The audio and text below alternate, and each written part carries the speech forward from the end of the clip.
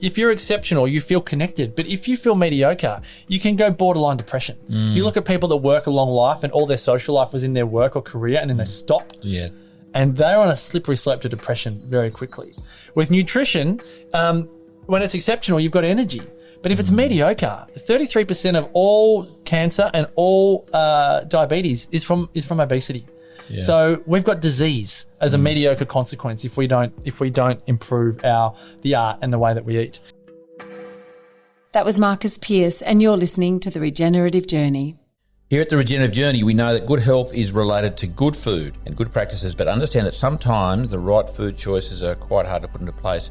But our good buddy, Cindy O'Meara at the Nutrition Academy, is helping people break old habits to create a much healthier lifestyle. So in support of what she's doing, we're offering a $100 discount to all our listeners. Simply enrol in their functional nutrition course and enter the coupon Charlie100, that's Charlie100. The Nutrition Academy, say goodbye to old food habits and hello to a much We acknowledge healthier, the traditional happier life. custodians of country throughout Australia and internationally, and their continuing connection to country, culture, community, land, sea and sky.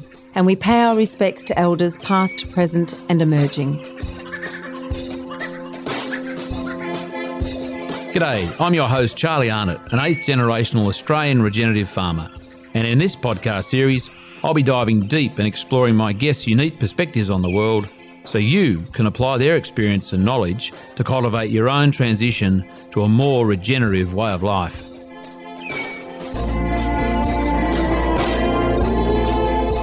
Welcome to The Regenerative Journey with your host, Charlie Arnott.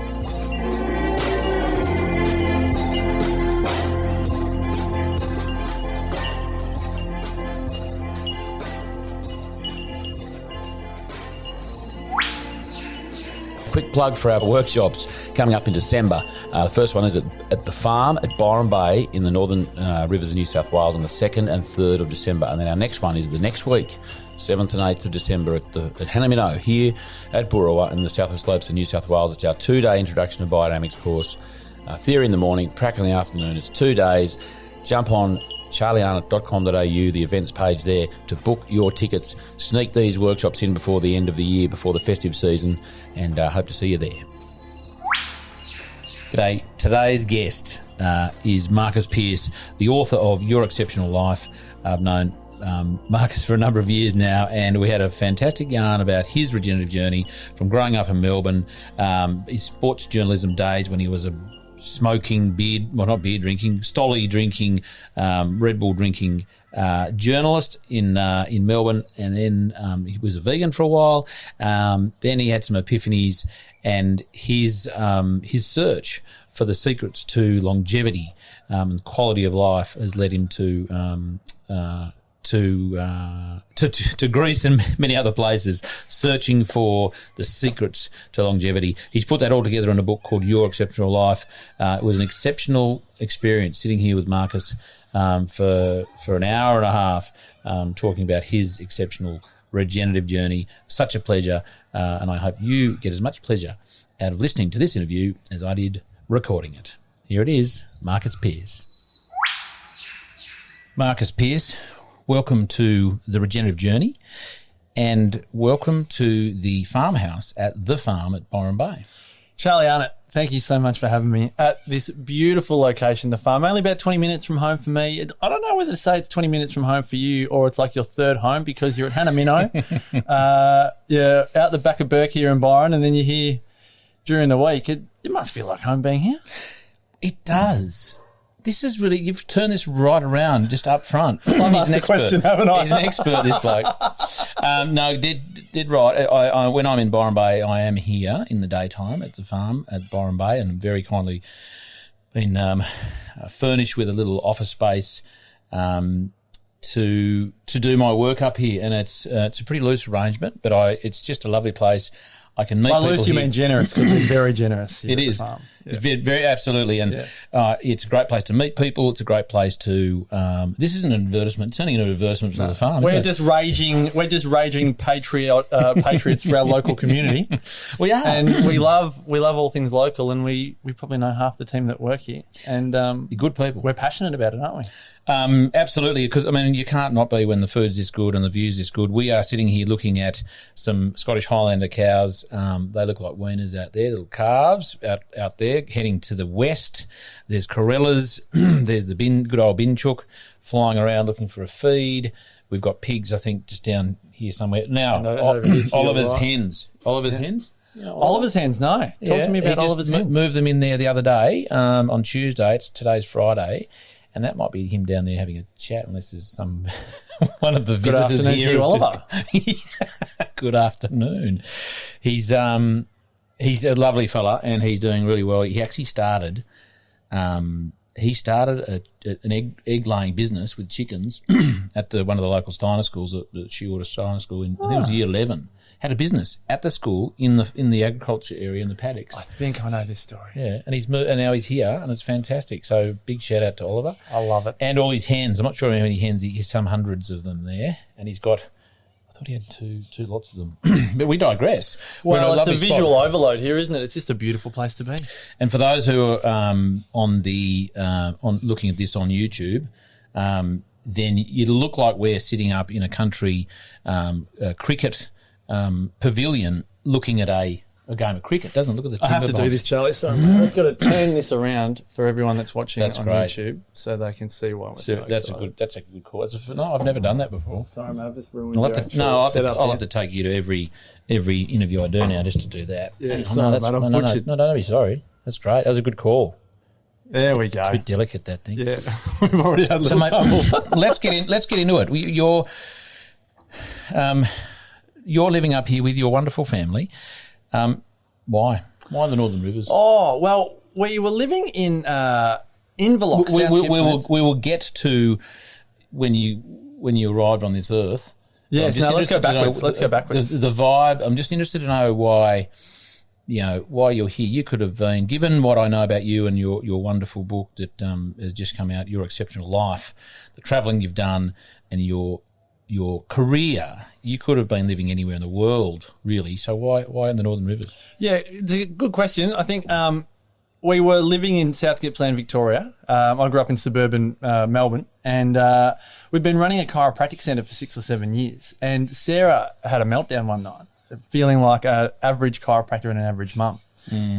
She felt like she couldn't give to both. And it's an interesting conversation, particularly these days, that tricky balance between work and family, particularly for women that are mums. And I essentially said, well, let's just sell the business and move north. We were a little bit over living in a cold beachside town. Watching the ocean and it being sub-zero is really frustrating because you want to go in, but maybe we didn't have the courage to do so. You had 2 days of summer every year. We lived near our family. Sarah's mum and dad were living in Inverloch, but we didn't own a home. We didn't have any connections or any roots down except this business. And we had 2 children at the time that were getting ready to go to school. And we, I think, made that courageous decision that a lot of people flirt with a lot is the nutrient of loving where you live is perhaps the number one nutrient for an exceptional life, pardon the pun. But it's one that many of us feel like we can't make because of our family connections, living close to family, or our work and our income, or any number of reasons. But we decided to give it a shot, and we came up to Byron for a week, thinking we were coming up to go and look at Byron to Noosa, anywhere in that phase, and we ended up going to the Cape Byron Spring Fair, which was just by chance in the same week that we were here on holiday at the school. Yeah. And we had this fabulous day, and it was kind of like, you kind of felt like we'd found our community. We kind of just easily made friends, and we did a little tour of the school. And after that day, it was probably 2 or 3 days after landing from Victoria, we thought, this is where we want to live. Like, we don't need to go to Noosa and scope that out, or the sunny coast, anywhere there. We just never left. And that was back in 2013, and we moved up here in 2014. Been here ever since. I still think best decision we've ever made in life. Just go back to, you just made the point, the nutrient of your your love or life? No, literally life, or probably and love, but just community. Like the word origin of community comes from essentially the Latin and then the French word communité, meaning public spirit. And there is something very special about up here. There's a public spirit in this community that I haven't found anywhere else in Australia. I haven't seen anywhere near as much of Australia as you have, but there is just something very special about the public spirit of where you and I are right now. And Can you articulate that? I think Or as Tony Robbins would say, when you say, he asks you a question and you go, I don't know, he goes, well, if you did know, what would you say? Well, I think I love that no one really cares what you wear, how much you earn, and what car you drive. People have a genuine respect for you, whether you're an employee, an entrepreneur, somewhere in the middle, a bit of both.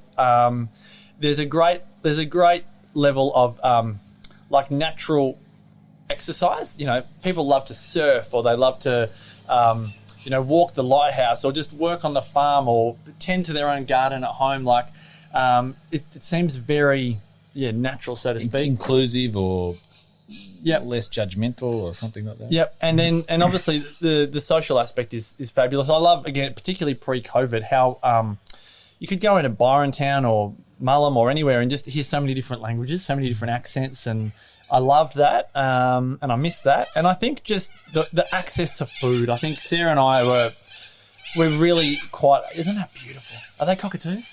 Corellas. They are just. Or cockatiels. No, Corellas. They're Corellas. Just spellbinding. The access to great food. I think, you've mentioned it many times when I've interviewed you, and I've popped it in the book as well, how important it is to know your farmer. And I did not know a farmer until we were living in Ireland in 2006. And I was 25 at that time.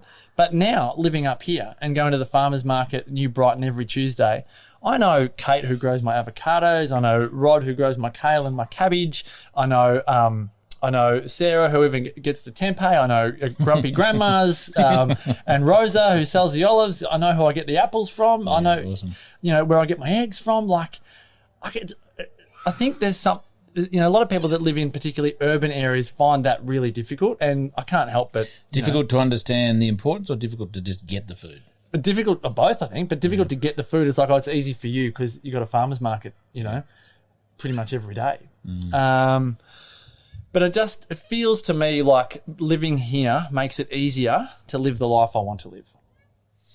Good call. I have to say, that's why, I'm up here a fair bit, and it is a lovely, lovely place to be. As you say, Corella's just cruising past. That was Oliver, actually, in his little buggy cruising past there. Maybe he's collecting eggs. Maybe he did that in the morning. It is a wonderful place, and it's. I think it's changing. We've sort of had an association with Byron for 10, 11 years now, and I've seen changes, which we can get into. It's not about me. It's about you, Marcus. No, I'd love Stop to know. turning this around. We show our age when we say I've seen changes. Like, the farm wasn't here when we moved here. Back in the day. That's right. The farm wasn't here when we moved. That was So it's you go, been here. I can see the development. Totally, but that's that's okay. It's it's a wonderful thing to be able to refer back to the past, and in places like the farm, just the amount of growth and its and development and what it's contributed to this community. Again, sounds like a plug for the farm, and it is, but it's not supposed to be. We just love it. We just love it here. Now, tell me, let's go back. I don't know how far you want to go back, Marcus, to in your life to significant moments, life changing when you're a young whippersnapper down south. Yeah. Tell me about that. Just to give people a sense of Marcus Pearce as a young tacker. Wow, I love these questions, Charlie. You've got a great way of asking just genuinely soulful questions. I was obsessed with football growing up, the sport to a larger extent. When I realised now, when you say for those not... Oh, yes, Aussie rules. Sorry, I'm a Victorian really by DNA. Because the Poms will think you're talking about soccer. Yes, that's it. No, Australian rules football. You might have to Google it if you're overseas or YouTube it. But I always had a driving ambition to be a sports journalist, even more overtly a sports commentator. Loved Bruce McAvaney. Eddie Maguire, these types of commentators and journalists of my era. And when I realised I was not going to be a footballer, I studied journalism at RMIT in Melbourne and worked in the sports media for 6 or 7 years. A few non-sport times like S11 when that all happened, when the Twin Towers came down, and a few things where all sport became irrelevant. But largely spent my time in sport for 6 or 7 years. And I honestly thought that would be my life until I met Sarah. And at the time I was a smoking, drinking, binge-drinking, workaholic journalist. And Sarah was a wellness practitioner, organic food, this, and she would have known her farmers. She was going to farmers markets. She got me on a cleanse, which I failed miserably at after like 2 days. And I was trying to quit the cleanse to go back to my cigarettes and Red Bull. And so just tell us about that. How do two people with such different interests and sort of habits get to meet, or is this somewhere we're going? This is it's the do you believe in opposites attract? I think I was about to start work at the Footy Show at Channel 9, the AFL Footy Show back in 2005, and I'd been working at it's still going today, a 24-hour sports radio station in Melbourne called SEN.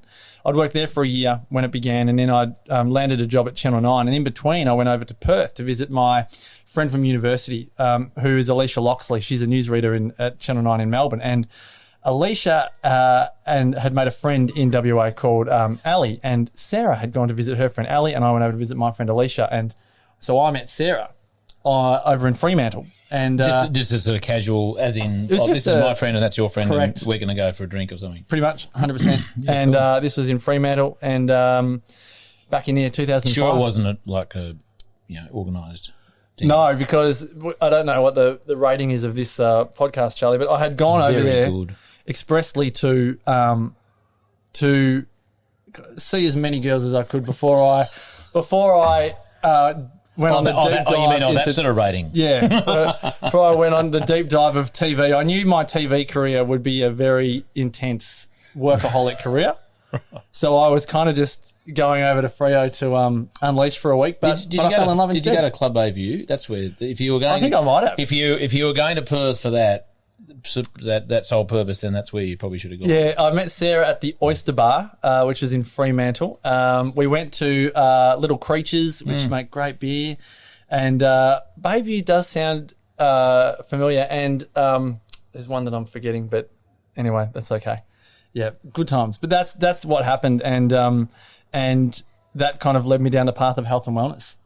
And so, and Sarah was in Melbourne as well? Yeah. Okay, so you went, let's get to plane home together. Yeah, pretty much. I think I wrote her a love letter on the way home because she actually had not a boyfriend, but she had a flame in Melbourne, and so it was like, do I follow the flame or do I go with this new guy Marcus? And you kneecapped him. Might have made a detour on the way home from the airport. Nice one. Hey, and let's go back further because I'm just trying to get a sense of so loving the idea of being sports journalism, living in an urban suburban situation. Yep, Templestowe, Melbourne, eastern suburbs. Yep, very much. My mum's one of 15 children. 15 children. So my incredible nana came on the scene after Annie Seymour, who I think is an auntie of Mark Seymour and Nick Seymour, Hunters and Collectors and Creator House. So Annie Seymour was my pa's first wife, and she died after giving birth to my auntie Christine, who was the 10th child. And then my nana came on the scene as a 33-year-old nurse, I think at St. Vincent's in Melbourne, and she fell in love with my pa, inherited 10 children, had another 5. What's your pa's name? Harry Anderson. Harry Anderson. And he was almost responsible for bringing hosiery into Australia. He was an incredible man. I think he was the president of the Coburg. So he's in the right industry to, Yeah, totally. To attract women. Wow. But, my mum's side has an incredible story and dad's equally as well. But, so grew up in a suburban, very much that typical, I feel like that typical Australian suburban upbringing, hot dogs and sausage rolls and party pies and hot chips and 4 and 20. Very little fruit and not much vegetables unless maybe it was white potato. The white food stuff. But a great upbringing. I still maintain I don't think any adult gets to their adult life and and get so angry at their parents for the food that they gave them. No. Like there's a few things we might resent about our upbringing, but it's rarely the food. If we didn't agree with it, we'd probably make a few changes in our adult life. But I never look back and go, "Oh, you terrible." But I guess would it be fair to say the standards were different back then? Like in terms of throw a dart into any suburban house. What are you eating? Probably going to be that. Barbecue shapes, pizza shapes, white bread, 10 pieces of it. Yeah. So that was pretty much the standard. Yeah, totally. I think culturally things have changed over the last 30 years in terms of even just going to the supermarket and seeing what they've got available these days. It blows my mind. It's mind-boggling, isn't it? Yeah. And I don't think it's getting much better. I mean, I guess maybe it's getting, the extremes are getting wider. Like, yes, you can get organic food in some supermarkets now, but then you look at some aisles, it's like, I don't even know if that stuff's food. No, and I think that's the challenge. I mean, I know this is not an ad, but I was in Brisbane the other day, and I went to Harris Farm. No, talk it up. We can talk Harris Farm. I thought of you. I thought of you as soon as I walked in there. Yeah, great. I thought of Charlie Arnott. And just to fill in for those listeners, if I can give Harris Farm a plug, I'm very honoured to be their regenerative farming ambassador, and they are going great guns in supporting the products and the farmers and the on those farms, supporting the practices, and then highlighting that food that they're producing in that way in store. And it's just mind-boggling that I'm 39 now. 30 years later, one generation, we've got places like Harris Farm spotting up all around the country, making it easier for people, with guidance like yourself being the official regen certifier at Harris Farm and the rest, to be able to actually make better informed decisions. And I just think, a lot of our parents of the 80s and 90s did not have it that easy. No, I guess it was harder. Probably less farmers markets. Correct. I guess, this is an extreme, but back in those days, you could advertise cigarettes on TV. Yeah, absolutely. Everyone pretty much smoked. They just weren't I think the guidelines. they did a great job. I think I was stealing cigarettes out of my mum's little packet at the age of 10, I reckon. What is she smoking? Benson Hedges Extra Mild. B&H Extra Mild, the gold pack. My grandmother smoked them too. Yeah, they were good. I loved my smoking days. Don't miss them. But... Were you sneaking? Oh, Red Bulls went around then. There you go. They were a sponsor of the footy show. So there was a Red Bull fridge. You had to. Yeah, so morning tea was Red Bull and a cigarette. That's not an ad. No, that's not unlike in the country. There's a saying, a bounty rider's breakfast is a piss and a look around. So your breakfast was a cigarette and Red Bull. Yeah, pretty much. Yeah, I know how times have changed, eh? Totally, and that was encouraged, I suppose. That's a sponsor. Never thought I'd make it on the regenerative journey all those years ago. You wouldn't have known how to spell a word back then. How funny. So you weren't smoking. Well, you were smoking, but you weren't drinking Red Bull back then. Back in the suburbs of Melbourne. I was called Stolly Boy. Do you remember Stollies? Oh, the Stollies. Yeah, those. I couldn't drink beer. Couldn't drink beer as a teenager. Not until 21st. They're called lolly water, aren't they? Yeah. Yep. Stollies. Because it's a vodka. Is that I think it was Stollich. No, vodka, but it was a lemon. It was a lemon drink, and I could not handle a beer or a scotch or anything. So my first introduction to alcohol was Stollies. And you can drink a lot of those. Yeah, and not really know what's... And then suddenly go, I wish I hadn't. All goes pear-shaped. Yeah. So Stolly Boy down there in Melbourne, what happened after you left home? And then it was just straight to uni. Stayed at home, but then after a while... did the media. I was working in breakfast radio whilst I was at uni. As what? As an assistant producer. You do. Oh no. Okay. Yeah. So I was a producer. So I was in my media times. I was often more behind the scenes. Yeah. Producers would often say their job was to make the hosts look and sound good. Yeah. So I was working with Kevin Bartlett, who's an AFL legend down in Melbourne, and Gary Honey, and then it was into SEN and the Footy Show, and then once all of that happened as a producer, which I loved, I just felt like it was time to stop reporting on strained hamstrings and footballers' personal lives and, someone's done their knee again. And you just felt like a bit of an ambulance chaser after a while. Yeah. And it didn't really... And I think meeting Sarah was a great opportunity to go... Like, I became... I've got a bit of an obsessive personality, but I went from smoking and drinking a lot to, I think raw vegan. We were raw vegan for a time, but Sarah and I went vegan for... period of time. And whose choice and what prompted that? Well, you mentioned him earlier. We attended a Tony Robbins event. Sydney. That's the only thing I've got a problem with Tony. Tony, if you're listening to this, and I hope you are, I've met him a couple of times and went to a couple of his courses. Yeah. You tell me. We might have to do it. We might have to talk about this. This can be the chunk. This can be the meat in the sandwich and the real meat in the real sandwich. Not the plant-based Not some one. plant-based Franken food. Yeah, totally. So on the fourth day of this event, it was the recommendation was do this 10-day challenge. The fourth day of one of his events. UPW. UPW. Yeah. So unleash the power within. That's it.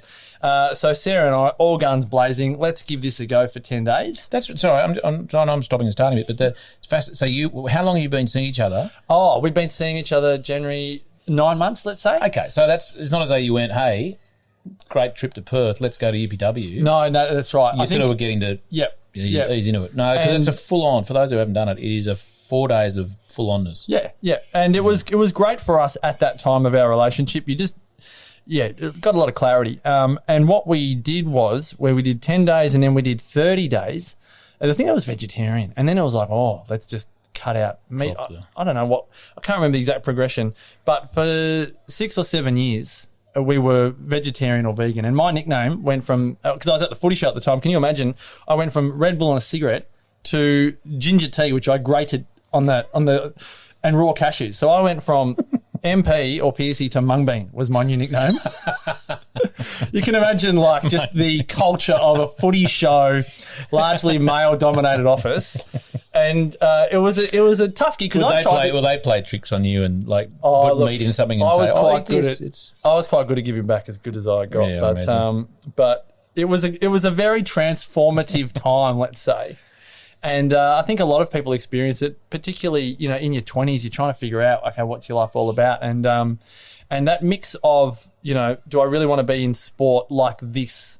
I probably felt I was not going to be a commentator. And I think I was looking for something with more meaning. Yeah. And I think health and wellness felt like it had more meaning. But there was a very big challenge I found with being vegan. And I think at the time, and I would never want to say that it exists today, but I definitely felt at the time there was a view that if you were vegan, you were enlightened and you had found the secret to, I thought I'd found the secret to longevity.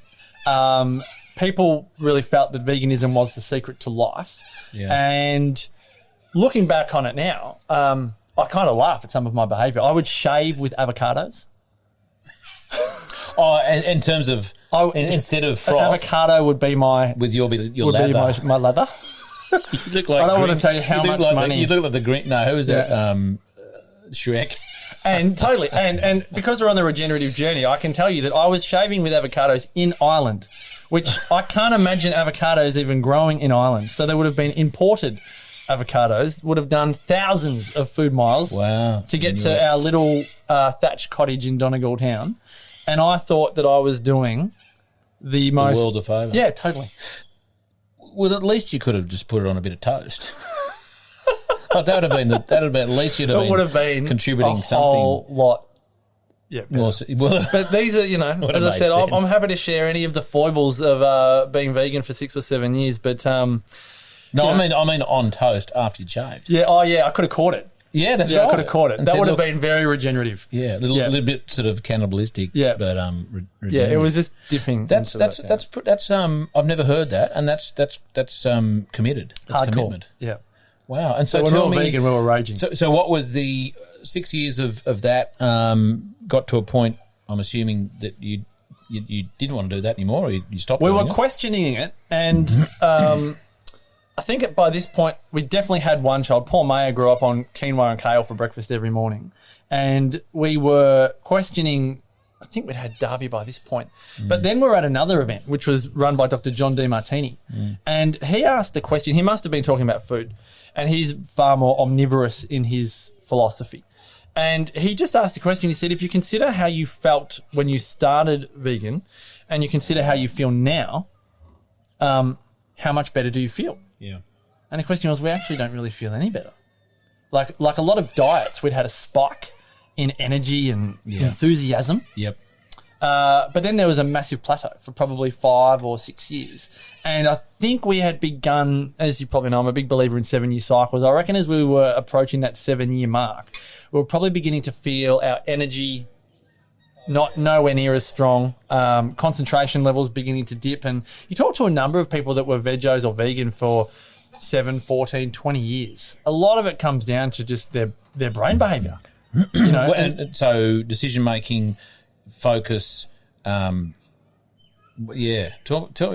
about that a bit, because that for me is that fascinates me, because I mean, I just segue slightly. You know, I don't engage too many with vegans, and that's because I don't like them. It's just that I operate in a different world. You're and a so farmer. on. Yeah, and you know, we produce meat, and you know, it's more what I read and I guess and I digest and I observe is.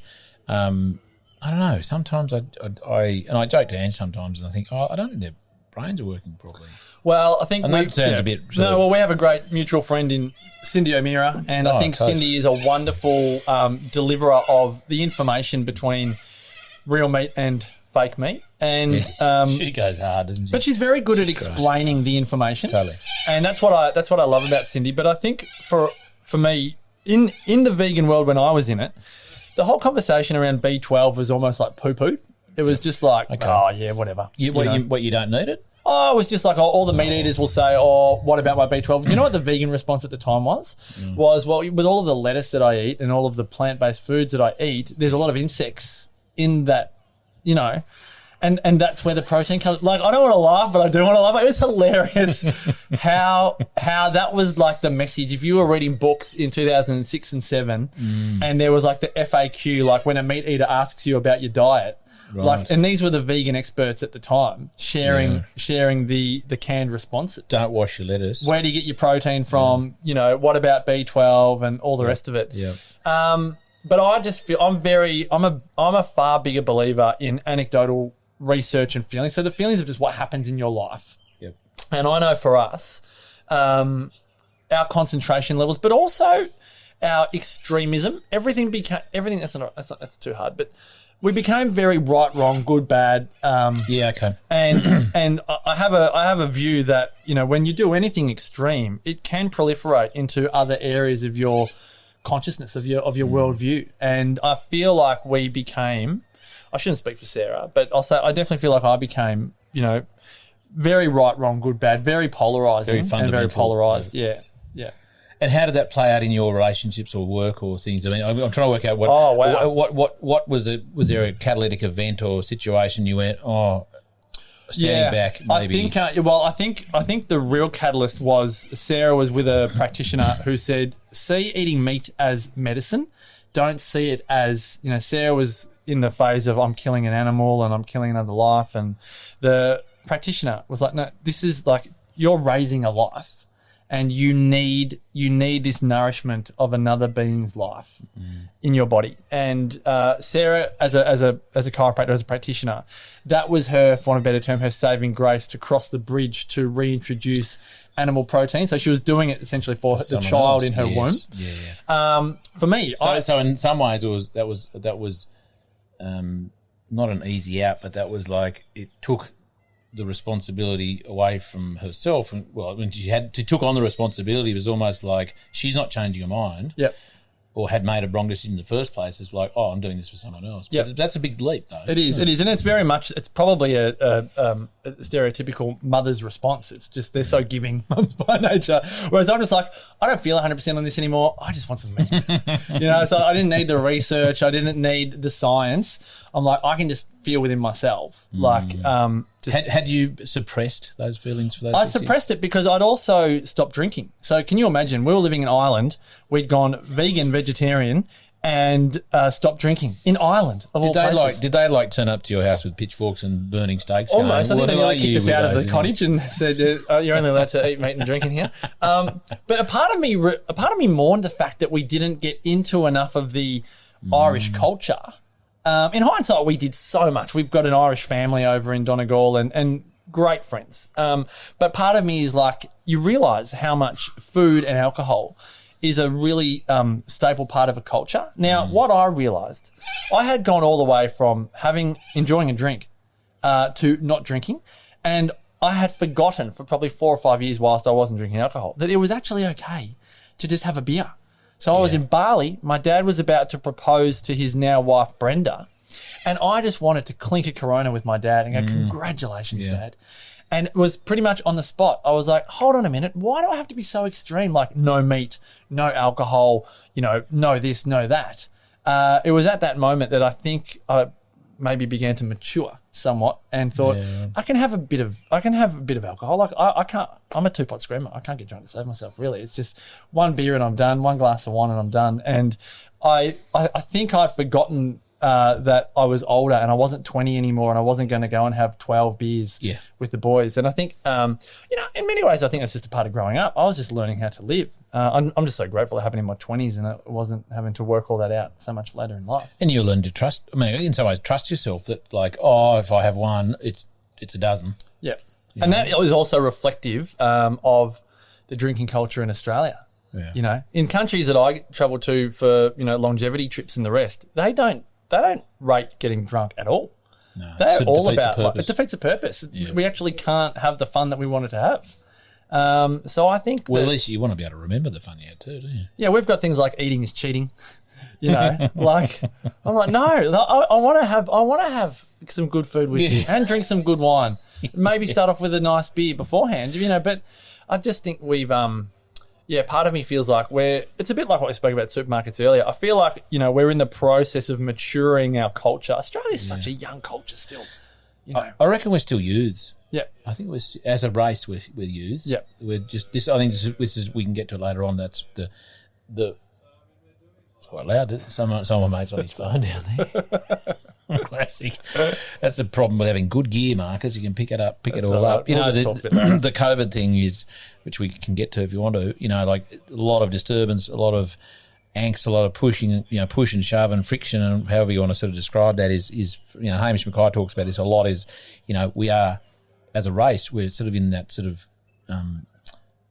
little bit beyond being a juvenile. We're in the adolescent stage, in a funny sort of way. But that's another conversation. Well, I think when you travel Europe, you realise how young Australia is. Yeah, totally. Whether it's architecture, whether it's just their daily rhythms, and even looking at biodynamics and the way that they do it so naturally without even needing a label for it. Totally. You recognise that for us, and you're one of my real mentors in this space. Is like we need pioneers right now in Australia because it's really only just beginning. And we're lucky. I guess that there we can adapt biodynamics.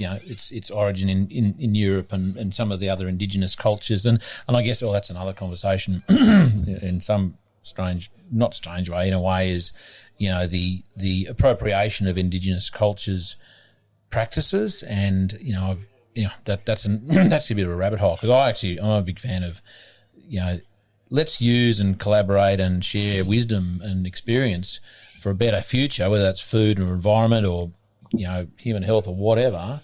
And I find it interesting that a lot of, people, individuals, are really possessive about their indigenous cultural potential contribution to agriculture, say. I'm talking about there's other, there's art and, science in that form. But I think it's fascinating that's what it is. I'm not saying it's bad. I'm just saying it's sort of, I don't know, just a different. But it does feel like you said when you're referencing, Australia as almost like adolescence. We still have a lot in the maturity, scale to grow. And I think that's something that many of us are grappling with at the minute. Yeah. Tell me. So, I think you were about to say. The meat was there. So the beer alcohol thing was Dad's. And the meat was attending a John D. Martini event and realizing that we did not feel any better and we did not really look in any better shape being vegan and we were beginning to really struggle through it. So we just reintroduced meat from there. And tell me about that first moment. That I still remember it was fish. No, it was fish. Oh, easy. I know. So we definitely must have eased into it. I don't remember the lead up. I do remember we were with others. I can't remember if they knew this was our introduction, like if they could feel the ceremony as much. But it almost this almost sounds embarrassing, but I have a feeling it was like beer battered fish and chips. A bit of flake. Because do you know that so often as a vegan, I would go to the pub and get like boiled veggies and hot chips and no alcohol because I didn't drink at the time. And that was my way to try and to still connect with my mates and go to the pub. But I'm like, so I was having like terrible fats. I was having bad fats in the chips. I was probably having, who knows where those veggies were from. They could have been from China. I would have been more likely to have had an Australian raised animal if I had whatever animal protein I'd chosen. But again, at the time, I had no concept, no idea of that. But that's interesting in itself that the motivation or the drive for not having taken meat out of the diet is I'm generalising a little bit to reduce suffering for the animal, but also to reduce emissions of carbon, and there's sort of environmental and sort of sides to that. But when one looks into it, then that doesn't necessarily solve those problems. Correct. I think that's the whole problem with any one thing. You've spoken about this with your references to drawdown. There's not just one thing that can heal the planet. And I think it's a self-fulfilling prophecy for any vegan. Again, I was one for many years to think that one thing can be the cure-all for everything. It's not how the universe has ever been constructed. Well, it goes against the whole concept of biodiversity, diversity. Diversity, full stop. Like diversity for me is out the window. It's a buzzword, and all diversity has come down to these days seems to be gender and sexuality, or maybe race. Are they not the same thing? Gender and sexuality? No, clearly not. It's really, we have lost the art. I don't want to get on my ranty high horse here, but we have lost the art of accepting every single man and woman on this planet for being who they are, no matter how diverse their beliefs or behaviours might be. We are very quick to judge. And again, as a former journalist that would be often writing the headlines for these stories, like we're all in clickbait land.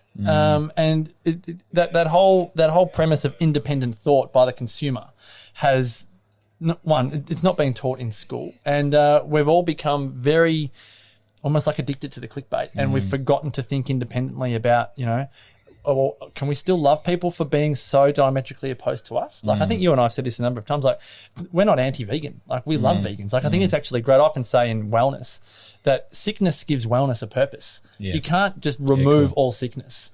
It gives you something to stand on. I want to write that down.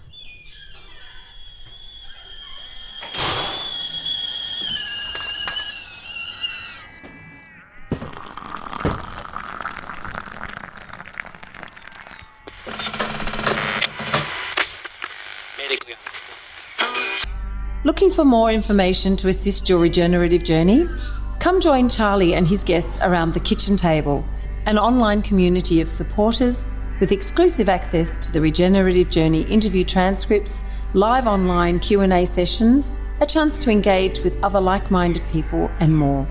Go to www.charliearnott.com.au/the kitchen table, and we look forward to sharing a yarn with you.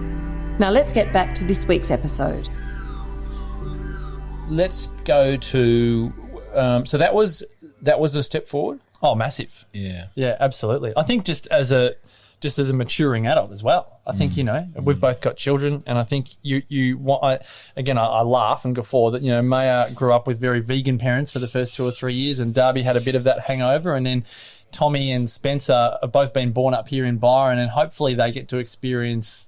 Or 4 kids, but a diversity, which I often think is hard living here as well. But even just they'll experience a biodiversity that they couldn't have got back where we were living. I think that's very important to us. Did when you started eating meat again? I'm just fascinated because ask away. Did people go, oh, what are you doing now, or you look different, or it was more Sarah and I think a lot of people, whenever they're faced with as Charlie Arnott would say, a tension event. A lot of it comes down to, for want of a better term, an identity crisis or a question of identity. So, the running joke with veganism is you can tell a vegan within 30 seconds of meeting them because they would have told you. it just comes up so quickly. And it's true. Look, because I put my hand up, it came up very quickly. Oh, yeah. Well, yeah, right. So that was that your go-to? Was that? Did you? No, feel it would that just naturally. It would. I don't know what it is. I think it just seems to come up. I don't know if it's because whether you're eating or whether was it like, oh, the sky's really blue today. Yeah, I'm a vegan. It was more like, do you want to catch up for lunch? Well, just as long as I have vegan options. Oh, okay. Cool, it would just be. So I think the courage to make any decision in life is really a question of, are you prepared to let go of an identity that you've associated with for a period of time? You had to let go of an identity that, when you moved from, commercial ag to regen ag, like you've spoken about a number of times, like that was an identity crisis that not everyone has I don't want to say the courage, but the tenacity or the pull to actually do. Many people are far more comfortable to just stick with an identity because they don't have to change it. It's safe. It's easy. It's almost out of laziness. And I guess identity, by its very definition, gives them something to be which is an anchor point. 100%. All my friends know me as that person, Correct. so I don't have to try and less conflict. There's a whole lot of so-called benefits for retaining one's identity in that thing. So, exactly right. Yeah. So I think for us it was the courage to release that identity and just to be cool about it, not to be high maintenance. And I think also, naturally people would ask questions, and we were just happy to explain it, but we were also quite we were quite on the front foot to tell people we were still figuring it out as we went. We definitely started on fish first, but we didn't know if we were going to go from fish to chicken to red meat. Like, we didn't know. We just knew that we were no longer vegan. We were figuring it out, and you can now invite us back to a dinner party and not worry about if you'll have to make something else or bring your own. I still feel like Marcus and Sarah, we love them, but we got to cook another meal, and they don't drink. It's just, did anyone just say bring your own? Just bring your own. You know what is interesting, and this is another vegan gripe. When we would bring our own to like big family functions, we were always a little bit aggrieved at how much the meat eaters loved our vegan or vegetarian dishes, to the point it's good where they would eat it, and we'd be like, "Where's ours?" And it was all gone. We're all left with the steak, whilst all of the meat eaters are having the veggies. That's quite funny, isn't it? That was just a little. Well, it says a lot about Sarah. Well, and your cooking? You do cook? I like to. I have cooked less and less. The more kids we've had, the less cooking I seem to have done. But yes, I do love to get in the kitchen when it's easy and I don't have kids running all around me.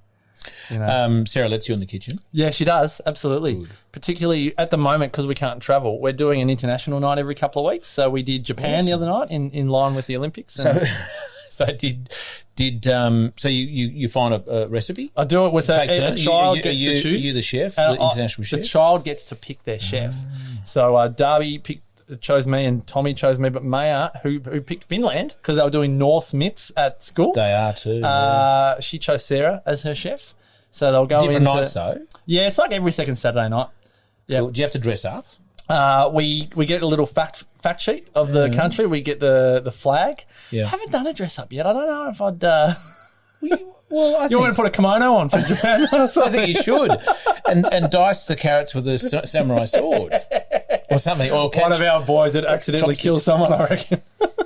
Classic. No, that's it. That's the next. That's level up. But I do think, listening to all of your work, I feel like it's a human experience that we must embrace to get to know your food. Yeah. Sarah gave me a cookbook for my birthday many years ago, and I'd lived at home up until we went to Europe.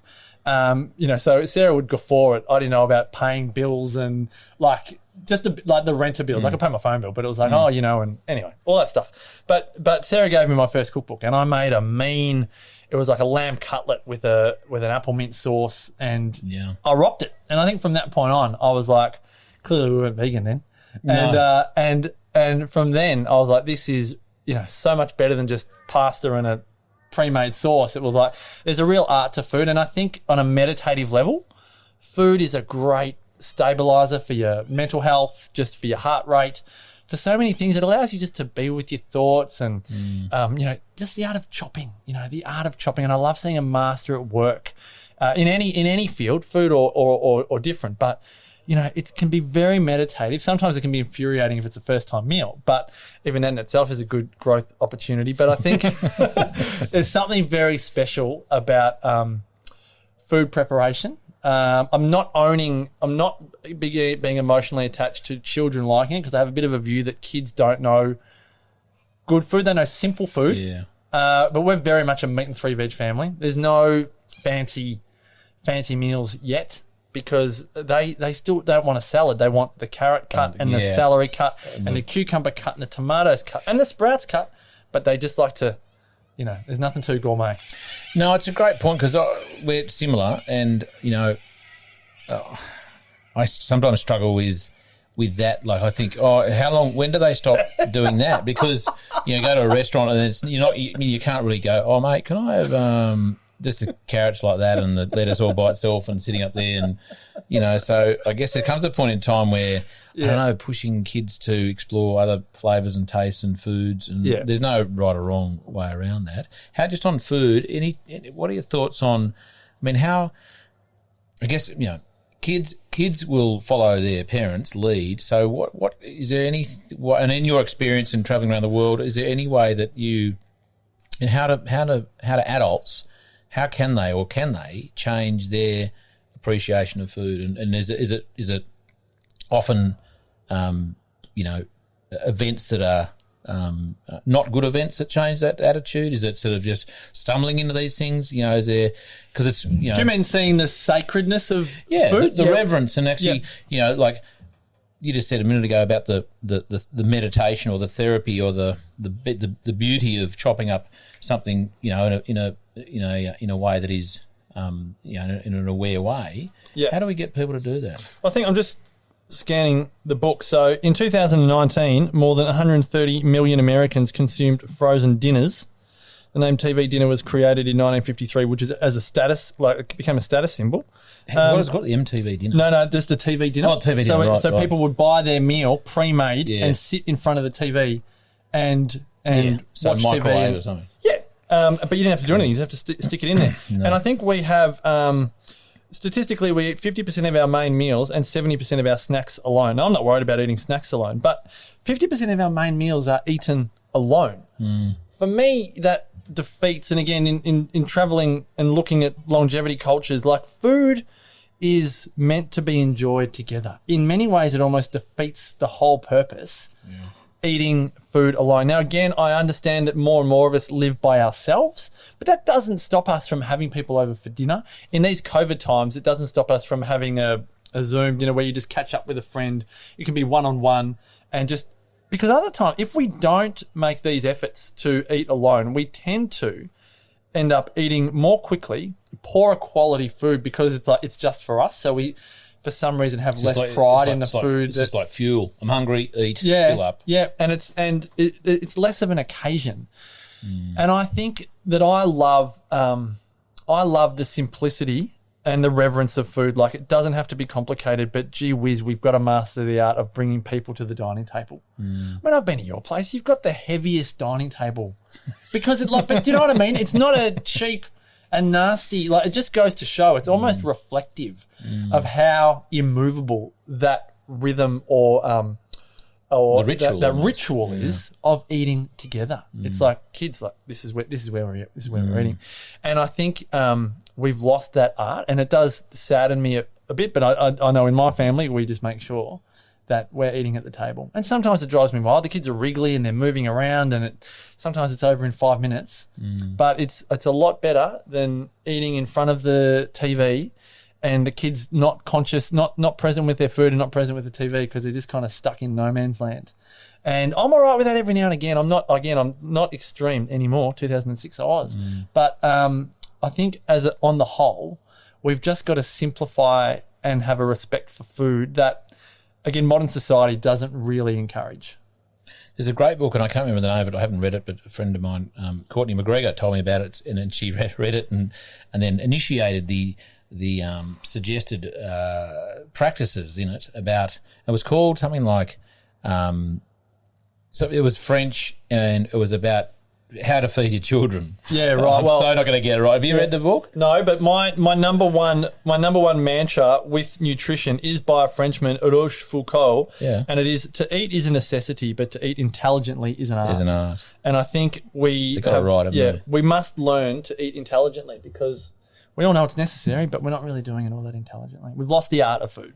Well, the art of food that they were prescribing was instead of just like putting the food in front of the kids and it's just like chow in, that there was theatrics and there was a bit of flair and a bit of art to it. You know that Courtney would come in. So now tonight we're going to eat. We've got some carrot and we've got some cucumber, and the cucumbers just come down from down the road, and I'll make and actually make some a thing about what's in front of them as opposed to just fuel and I'm just going to put it. And she said it was great. As you even say that, I know we could do a whole lot better at that. I just go in there. These are the avocados from Kate this week, kids. Aren't they divine? Don't shave with them. Yeah, seriously, don't ever put that quality avocado down the bathroom sink. But yeah, I think that's a really good idea. Is almost just like part of giving grace before a meal is to thank the growers and hopefully we know them. Like I've really learnt that strongly. I put that in the book from you. Just how important it is to just know where your food's coming from. It's no use getting quinoa from Ecuador. Like when we've got great Australian rice growing here, or there's no use getting particularly meat from overseas when we've just got so much good quality, meat in our own backyard. And I just think it's a really, particularly as a family culture, like just teaching your children, because we all realise like how much we are like our mum and dad as we get older. Sponges. So and you can't deny a lot of those things. So it's so important to consider, what are you injecting into your children philosophically, culturally as a family around food. What standards are we creating? What's normal in the kitchen, on the dining table? Yeah. So our daughter Maya tried to not have breakfast the other day, first time in 11 years. And I was kind of guffawing that, breakfast has become the antichrist of the modern diet. It used to be the most important meal of the day, break your fast. Now it's like, don't eat breakfast, it's the devil. You won't be able to go into ketosis if you have breakfast and you'll put on weight and I was attempting, Maya was like, you can't make me eat. And I was like, no, we can't make you eat. But there are consequences to not eating, and we're not with you at school and all the rest of it. And I think she felt the consequences of it. But I think, we've got to be really mindful, what cultural trends are we buying into, and are we reflecting those trends to our children and people around us? I'm a bit anti-fatty these days. I don't really, I kind of guffaw. I just go, it's just another marketing machine, and that's okay. I still maintain that coffee, wine, and chocolate. You look at every 100-year-old graceful ager; they're all having coffee, wine, and chocolate. And someone out there is trying to tell you to stop having coffee and stop drinking wine and stop having chocolate. And there's counter reports and there's experiments. It's like, no, it's no good. I want to get to that. Just to jump back to because this is you've been touching on it here and there. I want to get to the book, and why you wrote the book. But is there anything between putting that bit of battered fish in your mouth and starting to pen that book that we needed? Any moments of tension? Yes, or I love this actually. Great point, because I missed this point out. So I'm reading a book one night called Healthy at 100 by a man called John Robbins. Now, John Robbins was the heir to the throne of Baskin-Robbins ice cream. He's almost like the Charlie Arnott You told me of this. America. Your Arnott's biscuits. Oh, yes. You've gone into Regen Ag. That's it. John Robbins, Baskin-Robbins grew up having ice cream for breakfast, lunch, and dinner. Literally had a swimming pool in the shape of an ice cream cone. The heir to the throne of a multi-billion-dollar company. And that's not quite me, though. Well, if we do the there were no pools in the shape of a Tim Tam. But if we look back at what he did, he said to his mum and dad, he said, look, his uncle, Bert Baskin, had died of, I think it was heart disease. His dad, Irv Robbins, had diabetes. And he said, Dad, I don't want to create the 30-second flavour of ice cream. I don't want to take over the family business. He's the only son. He literally ostracised himself from the family and all of the wealth and comfort that came with it, and went out in the backyard of Canada with his then girlfriend, now wife, and they meditated and they grew cabbage and they sprinkled kale seeds and they taught yoga for gold coin donations and just literally off the grid. And he became a major authority in the vegan world. He wrote Diet for a New America, which Tony Robbins was a massive proponent of at UPW. And then he wrote Food Revolution. And then he wrote this book called Healthy at 100. And I'm like, I'm a vegan. I'm going to be healthy at 100. John Robbins has written the book. And I got to the second page. Maya was a newborn. She must have been, maybe she was one. I still remember Sarah was going to bed at night, breastfeeding early to bed. I was reading 30 books a year. I was just consuming stuff and I was loving it. And I was on the second page of the introduction, like not even page 1 of the proper book, thinking that, confirmation bias, this book is just going to tell me that being vegan is the way to be healthy at 100.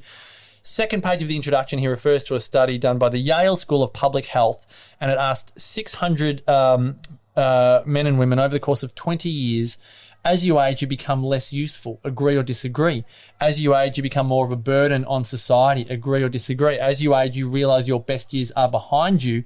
Do you agree or disagree? What the study found was that these people that believed that as they aged, their best years were behind them, they were a burden on society, that their quality of life declined and all the rest of it, they died 7.5 years earlier than the people that had an empowered view of aging. 7.5 years. They didn't measure their wealth. They didn't measure their family. They didn't measure their genes, their DNA, their exercise levels, and they didn't measure their diet.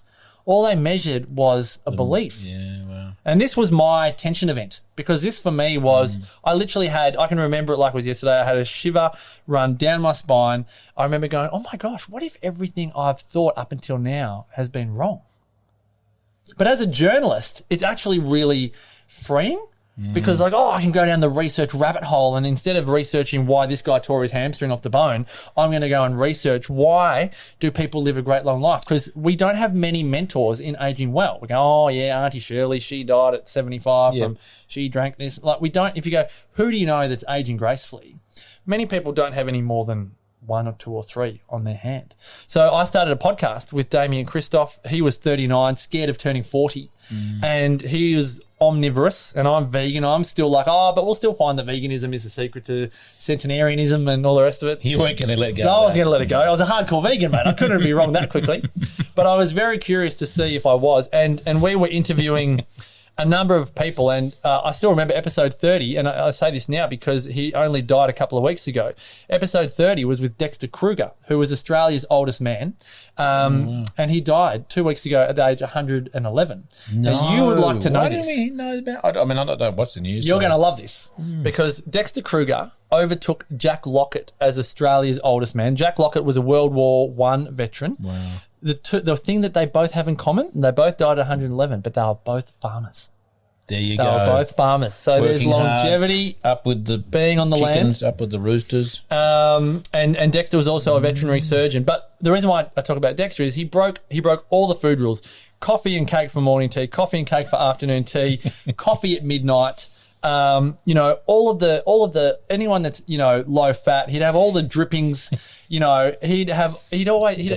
laughed at us because we didn't know what some form of a pig's nose delicacy was. He was kind of laughing because he probably would have raised these pigs and killed these pigs and made delicacies. But he was he would recite poetry to us. He wrote 13 books, and he died. I delivered a copy of the book to him, and he died 24 hours before it arrived, but he also died 24 hours before his own autobiography arrived, age 111. And so when you interviewed him, how long ago was that? We've interviewed him 2 or 3 times. I think we interviewed him when he was 103 or 4, and then maybe when he was 107 or 8. Yeah. And then we were going to interview him when his autobiography came out, but he passed away. But that'd be a good yarn. They were great, great chat and incredible man. But that podcast was the overwhelming evidence of how wrong I was, and was the foundation of what came to be the book, because from all of the guests that we would interview, we began to see a rhythm or a pattern that longevity came down to doing what you love, moving regularly, and having a great social life. And your quality of life, not necessarily your quantity of life, but your quality of life, which is what we really want more than quantity of life, is your nutrition, and it being an art, not just what you eat, but how you eat and who you eat it with, and your family life, your growth, just your enthusiasm to learn and grow more, and your wealth. They can all add a great level of quality to your life. And then I put a big circle around that, and that's your spirit, because you've got to put your spirit into your work and your movement and your social and all the areas of your life. And so that became the Exceptional Life Blueprint. That became it's the way the book has been organised into those 8 levels of life. But 26 of the guests have been featured in the book directly, you being one of them. And it features 64 exceptionals, as I call them, throughout the book. But 26 of them were on the podcast. So that was probably the big bridge between, oh my gosh, I'm going to stop being vegan, but what happens next? And that really was the catalyst for it. Can I go back a step? That's a big, you had to let go of years of paradigms. Oh, 100%. Yeah, a lot of paradigms. Yeah, and it's not as though you were bashed over the head by someone else. You came to that point voluntarily because you read stuff, you listened to someone. I still think no one would ever want a journalism degree these days, but I'm so glad I did it because it made me intensely curious. I think I've always been curious by nature, but I think that endeared me to for it to be normal to be curious. We can either be curious or judgmental in life. There's not really much in between. You're either looking at people making statements about them. I don't like their dress. They don't look cool. They don't earn enough money. Or you can be curious. I wonder how they're going. Are they okay? So there's one of two ways, and I think I've been blessed to be far more of the curious than a judgmental. But as I mentioned earlier, I'm not immune to judgment. I was a great judger, particularly in the vegan non-grog days.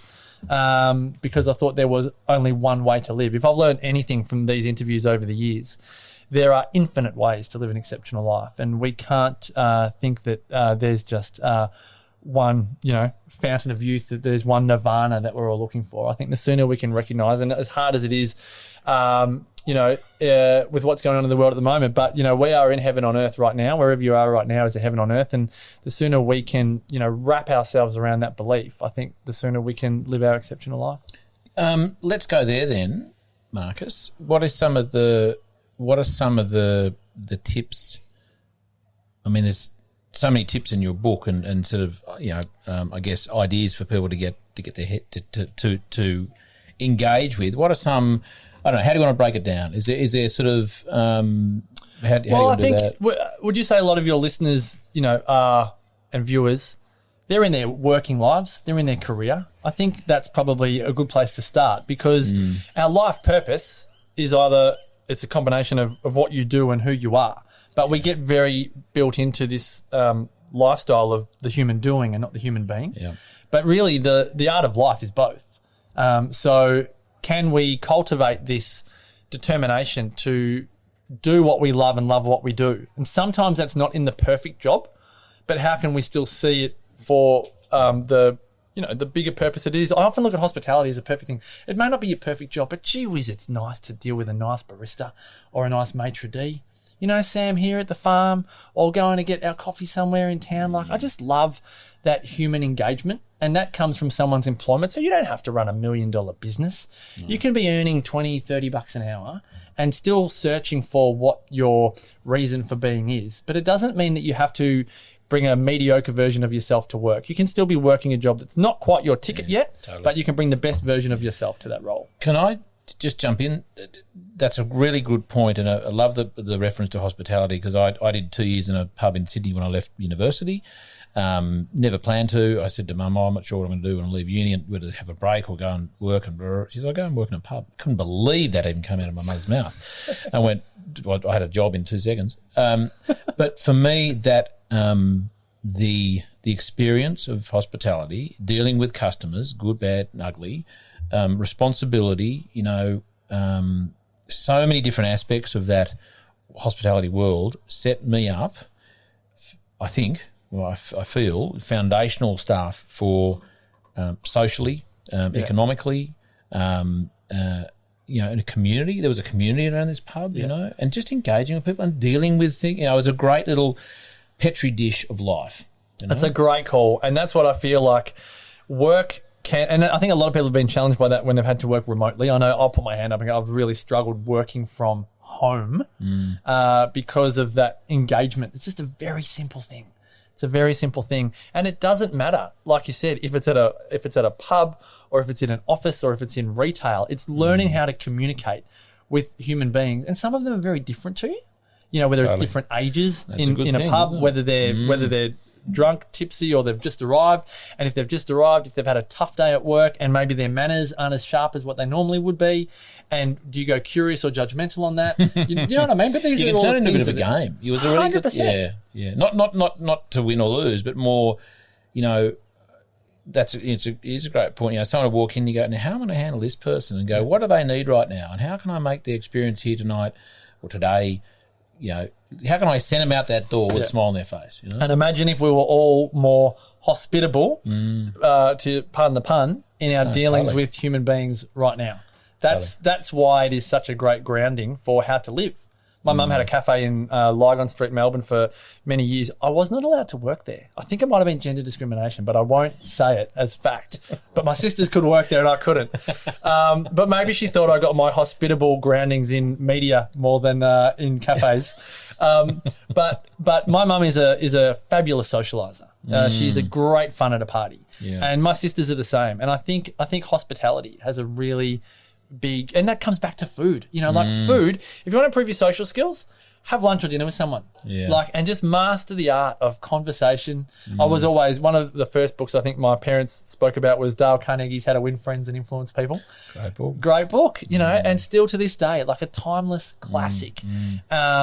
And for anyone that deals with human beings on a daily basis, it's almost essential reading. Got to read it. Because it is an art to engage. And again, we spoke about diversity before. It's an art to engage with human beings, particularly if there's diversity in your beliefs and behaviours. With the current COVID show, you know, hospitality is doing it tough. You know, that because, you know, to your point, it's a place where people engage. It's a place of community.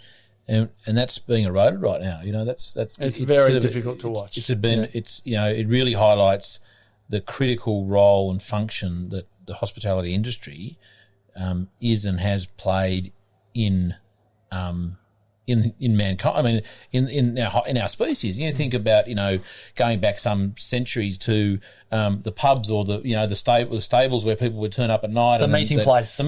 You know, and then there's all so many different versions of that back. You know, stepping back in time, and you know, we are social creatures. And for many of us, we either don't feel comfortable going to a meeting place, or that meeting place is harder to have that same social connection that it once did. And you know, we're not here to judge what's going on at the minute. I think we're all just hopeful that we can have that back sooner rather than later. I just feel for people that don't have jobs that they once did, and for people that want to consume and deliver to the local economy but find it a little bit more difficult to do so. Well, if we can go there just a little bit, I mean, because you know, I think about this more than I probably talk about it, but yes, and I'm the same. So maybe we'll both unleash it.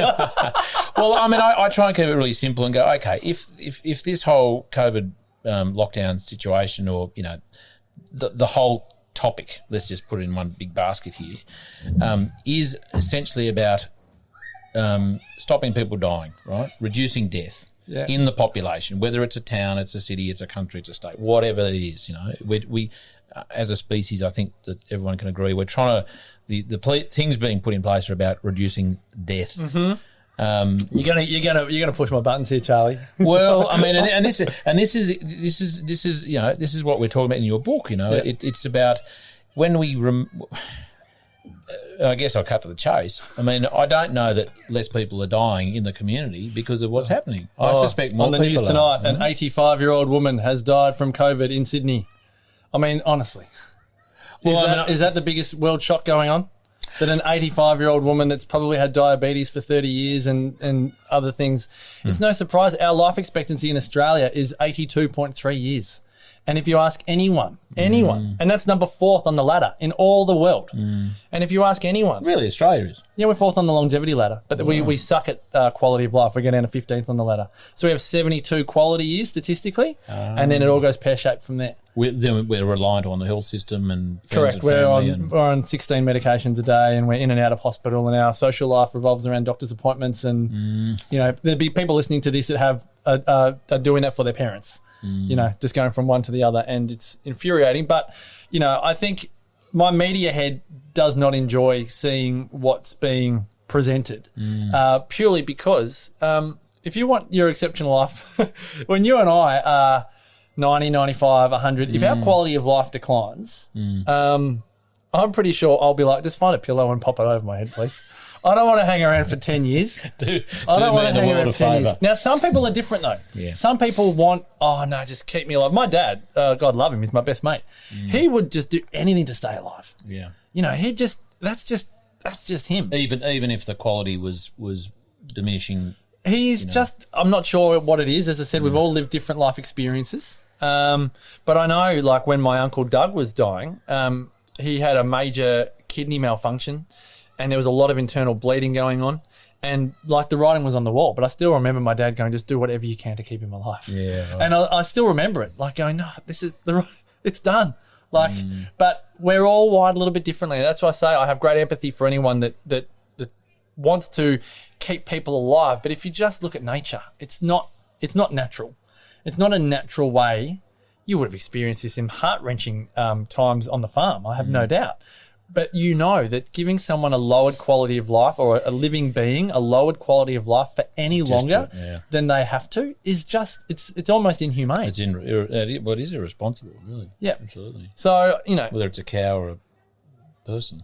That's the whole point. And I think that's where philosophically, I'm happy to have this conversation with people. I just find that a lot of people aren't as happy to have it because we've lost a bit of our art of conversation, our ability to have, you know, a diversity and, again, a conversation rather than an argument, I think. Well, I guess also that the atmosphere of these conversations in the main major media outlets, there is none. It's one-sided. No. And, you know, in a community or in a situation, you have to tread. It's a very sensitive topic. Yeah.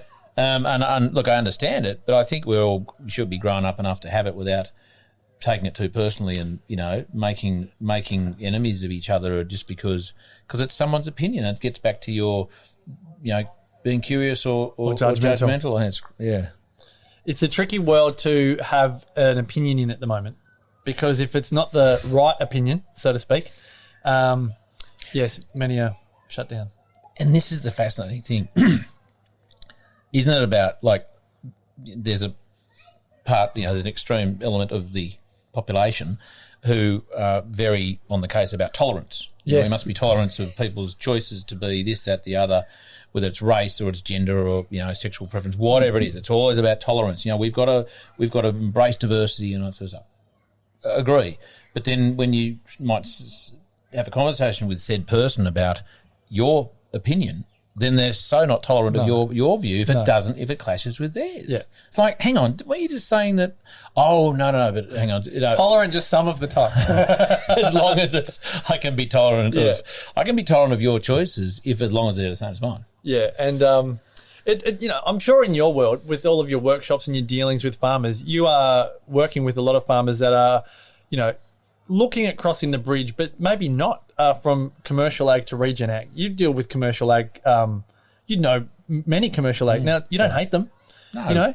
Now, you don't think that they're wrong or bad or stupid. I did most of my life as a industrial farmer. Absolutely. Yeah. I know exactly where they've been. So I just find it interesting that in this COVID conversation, that anyone that has a different way of looking at things is wrong and stupid and haven't read the research and don't know the science. Irresponsible and how dare you not do your bit for the community or whatever it is.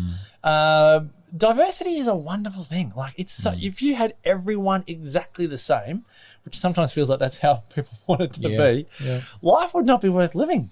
No.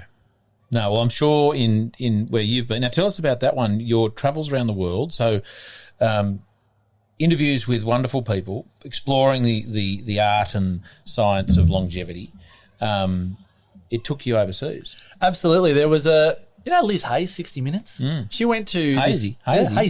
She went to this little Greek island called Ikaria, named after Icarus. What for 60 Minutes is on? For 60 Minutes. I think it was back in like 2014, I think. And we had our chiropractic centre at the time, and one of Sarah's patients sent me a text message. We must have started 100 Not Out, the podcast, and so she knew I was into longevity, and she said, you know, when you used to get those text messages, bang on Channel 9 right now. pop on ABC, this show's on. It doesn't happen anymore because, you just watch it on iView or something. But she sent a message, pop it onto Channel 9. Liz Hayes is in Ikaria. And I remember watching it thinking, we've got to go there. Yeah. And long story short, a year or two later, we were over there, and we took a group of people over there and observed. National Geographic really brought these blue zones or these longevity epicenters to the mainstream, I suppose. Dan Buettner wrote a book called The Blue Zones, and Oprah interviewed him. So when Oprah interviews you, you go viral. You go berserk. And for good reason. I mean, the blue zones are a fabulous. I think it's a fabulous kind of what is the blue study. zone? The blue zones are places in the world that experience greater longevity and quality of life than anywhere else on the planet. And the only reason why they're called the blue zones is because when they found these places, they put little blue stickers on the map of the world and just referred to them as. So there's no magic behind why they're called blue zones. Not because it's a special colour of the ocean or anything. There's no blue aura. No blue aura or anything. Crazy. So there's 5 of them. There's Sardinia in Italy, Ikaria in Greece. There's Nicoya in Costa Rica, Okinawa in Japan, and Loma Linda, which is a Seventh-day Adventist community in California. Vegetarian and vegan, but not all of them. So we go to... So Seventh-day Adventists, is that they traditionally not eating meat? Yeah, traditionally. So some sneak a bit of jerky. I think only 4% of Loma Linda is vegan. So, okay. Yeah, I don't think... It's known as like the vegan blue zone, but again, I think that's more marketing than anything else. Yeah, right. Break it down. So we've been to Ikaria 3 or 4 times. First time was in 2015 or 2016. But it's remarkable when you watch something on TV versus when you experience something for yourself. And every one of us have had one of these experiences where you get somewhere and there is an awe or magic. Ikaria, or the locals of Ikaria, will tell you that it either pulls you in or it spits you out. It is a different world. It's like going back in time. 50 or 60 years is the way that I explain it.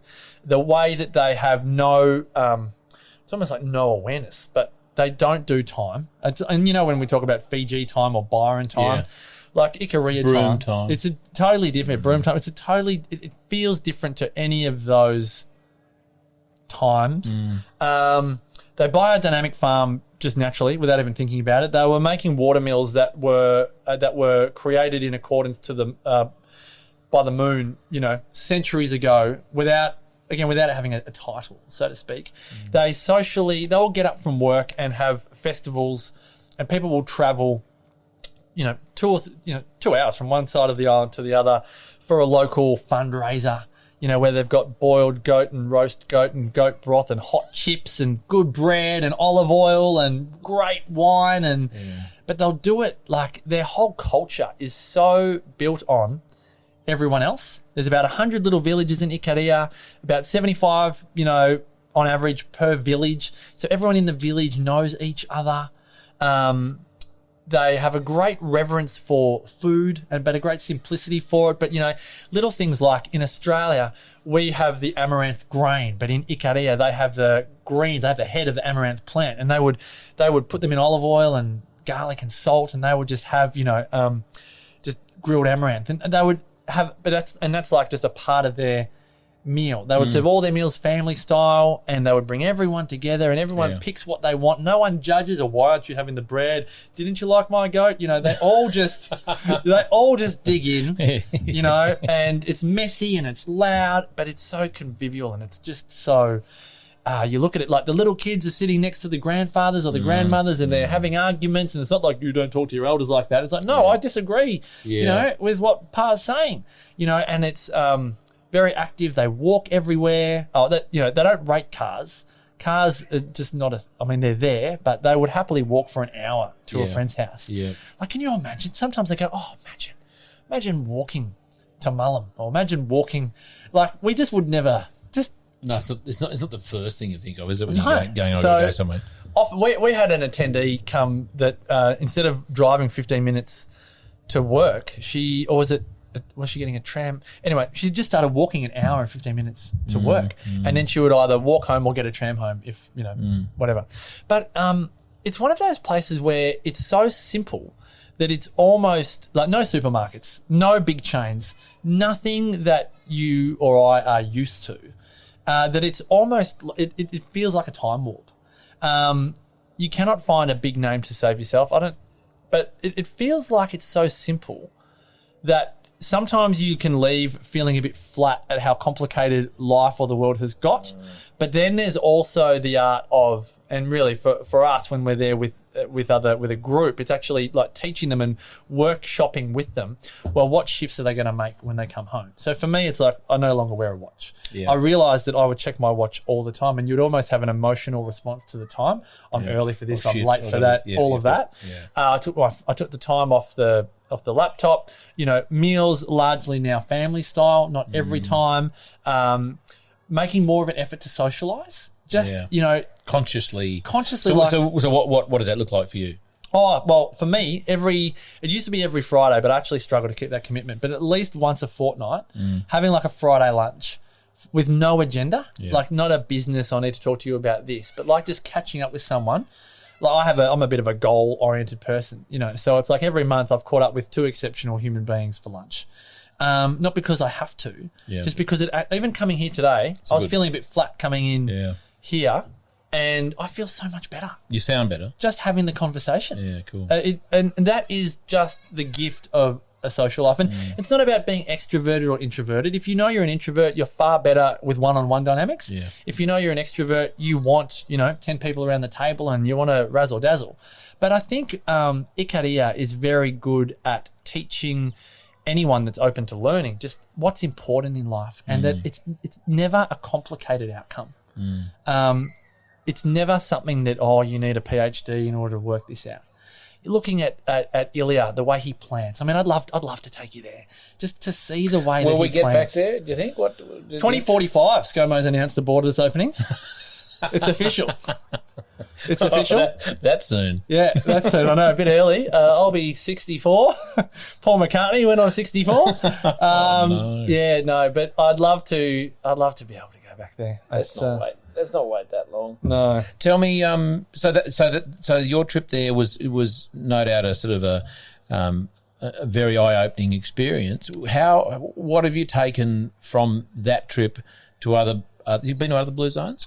We were due to go to Sardinia in 2020, but again, COVID. That's right. Yeah. So from your career in person and from your other experiences and life and readings, tell us more about what's in the book. What have you put on paper that people can? I mean, there's a lot in there, so we don't have that much time to go through every page. But what are some of the sort of the go-to things that people can take home? Well, I think for the people that like the detail, it is split up into part 1, your exceptional longevity, which is your career, your movement, your social life. Part 2 is your exceptional quality of life, your nutrition, your family, your growth and your wealth. And then part 3 is your exceptional spirit. So if people are looking for a book that's easy to stop every couple of pages. I don't like books that are so long that you never know when to stop. It's a book that hopefully is a timeless classic. I wrote the book because if I got hit by a bus, I'd want my kids to know what I thought on how to live. Yeah. And I don't want them to think that family is everything for longevity. I think a lot of people feel like family comes first. I think it's really important that we recognise as human beings that we come first. We're an individual. You are the most important person in your world. Yeah. You are the most important person in your world. So you've got to create your exceptional life before you can raise others to live theirs or help others to live theirs, or just, it's so important to, I think, know the difference. I suppose the book is an eye-opener in what is the difference between exceptional and mediocre. I read that there. Yeah, the from mediocre to exceptional. Yeah, so there is a difference. Like for the exceptionals, it's movement. For people that feel like it's mediocre, it's exercise. And why is that a difference? Because exercise for many feels like a chore. Yeah, movement is something that feels like a choice. And so these are the little hacks, for want of a better term. I don't like that word, but these little subtle differences in paradigm around, how do you love to move? Like, if you don't love triathlon, don't do it. But maybe you actually do like swimming. You know, or maybe you like dancing, maybe you like farming. What I've found in a lot of longevity research is how important or common gardening is in people that live a great long life. So we're building at the moment. I'm determined to become one of the great urban gardeners. There'll be a great regen mini forest happening. You'll have Triffids and all sorts of stuff. I'm telling you, I'll be calling you every 5 minutes. Charlie! But I think it's important that we recognise the differences. So with socialising, you know, if you're exceptional, you feel connected. But if you feel mediocre, you can go borderline depression. You look at people that work a long life and all their social life was in their work or career and then they stop. Yeah. And they're on a slippery slope to depression very quickly. With nutrition, when it's exceptional, you've got energy. But if it's mediocre, 33% of all cancer and all diabetes is from obesity. Yeah. So we've got disease as a mediocre consequence if we don't improve the art and the way that we eat. With family, again, we feel loved if we've got a great family dynamic. You want to have a great Christmas day. You don't want to be worried about Uncle Jack and what's going to happen there with Auntie Mary and all the rest of it. Who you're going to offend or who you should or shouldn't invite. Yeah. If you can, that whole question of diversity, if you can appreciate the diversity in your family dynamic, you're in for a really great quality of life because you've got a lot of family time. Birthdays, marriages, funerals, Christmas days, family get-togethers. Like, you're with your family a lot, depending on where you live, of course. But I think it's really important that we recognise that if it's not exceptional, we run the risk of being bitter, like literally bitter and twisted. And I've seen it a lot. I speak a lot about forgiveness in the family section. But what I'm also finding is, and people will nod their head when I share this anecdotal research from Harvard, people that have average or distant relationships with their mum and or dad are 90 to 100% likely to have a medical crisis in their midlife.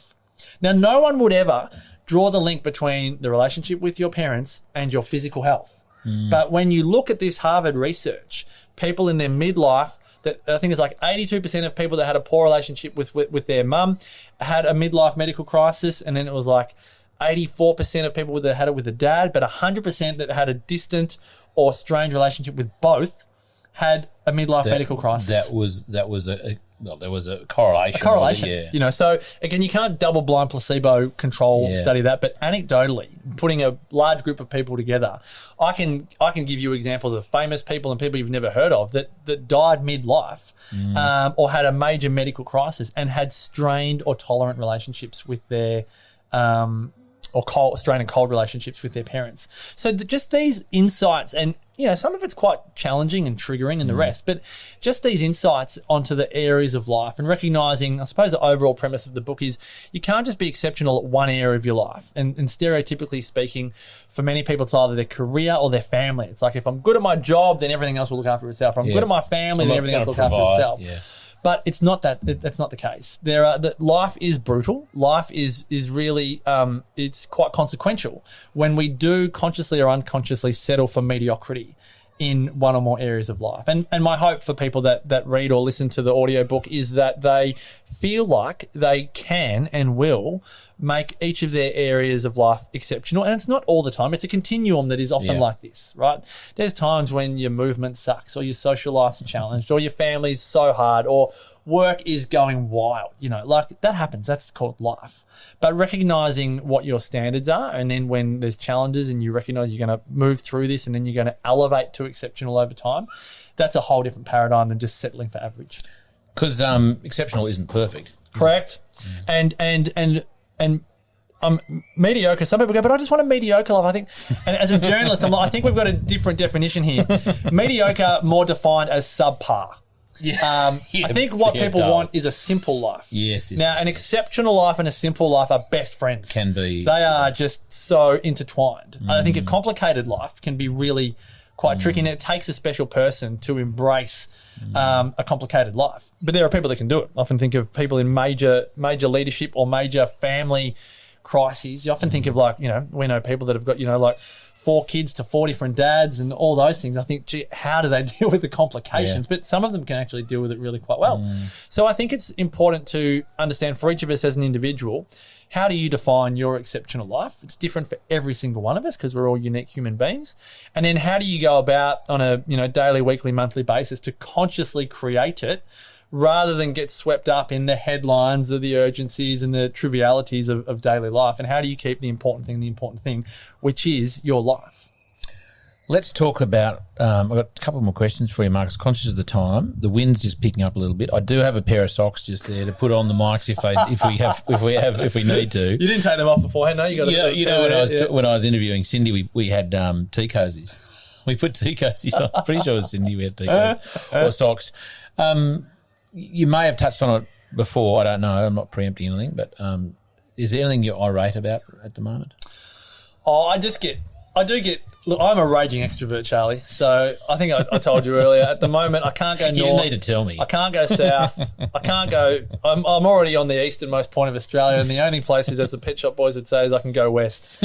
So I'm very, and I have been angry this week. And a few friends have gone, "Are you okay?" I was like, I'm like a caged animal. Yeah. Like I was really looking forward to seeing you today because I just am realising, for me and my personality, I've got to get on the front foot even more. My work, I've realised over the last 18 months, running events and doing keynote presentations and talking to real people, that was such a big part of my social life. For me, running an event, the highlight was often the night before, having dinner and a beautiful glass of wine with a Cindy or a Kim or a you or a someone, and just having great times. I've really missed that.